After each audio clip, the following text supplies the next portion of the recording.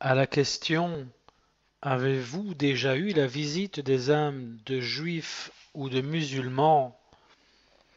posée par Nikki Hells à Maria Simma, celle-ci répond «Oui, et elles sont très nombreuses lorsqu'elles m'apparaissent, comprenant les choses beaucoup mieux maintenant qu'auparavant. Il est vrai que le fait d'appartenir à l'Église catholique permet de faire le plus de choses pour le ciel.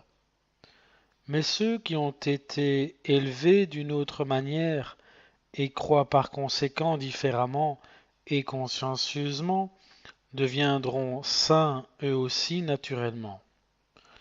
Je dois avertir tous les chrétiens qu'on peut trouver de nombreux saints en dehors de nos églises. Récemment, Notre-Dame en a justement parlé à une de ses visionnaires.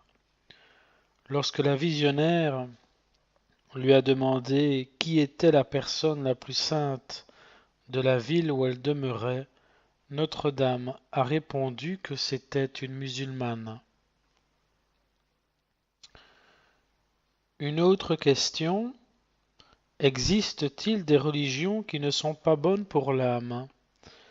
Maria Simma répond, il y a tellement de religions, et il en existe certainement qui ne sont pas bonnes.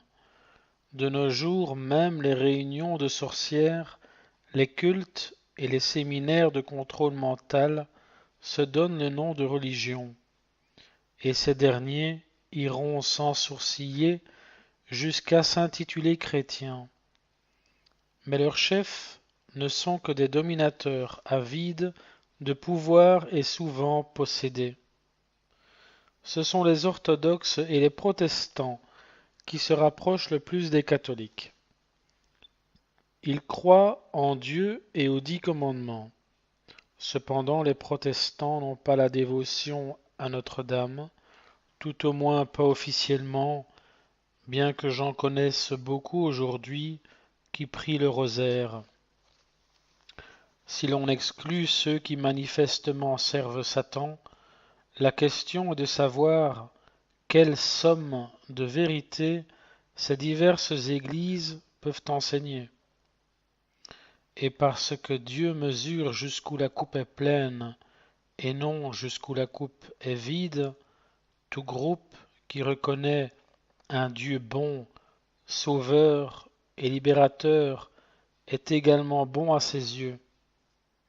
C'est incontestablement pour les catholiques qu'il est le plus difficile de devenir saints aux yeux de Dieu, et cela parce qu'ils ont accès à la plus grande somme de vérité, même si l'Église se trouve aujourd'hui dans un aussi triste état. C'est nous qui portons la plus grande responsabilité d'apporter Jésus aux autres et qui pouvons en même temps faire le plus pour eux dans le silence et la prière, parce que nous disposons de tellement d'aide pour le faire. On attend davantage de ceux à qui l'on a beaucoup donné. Une autre question lui est posée. Y a-t-il des gens au ciel qui, au cours de leur vie, ne sont jamais entrés dans aucune église?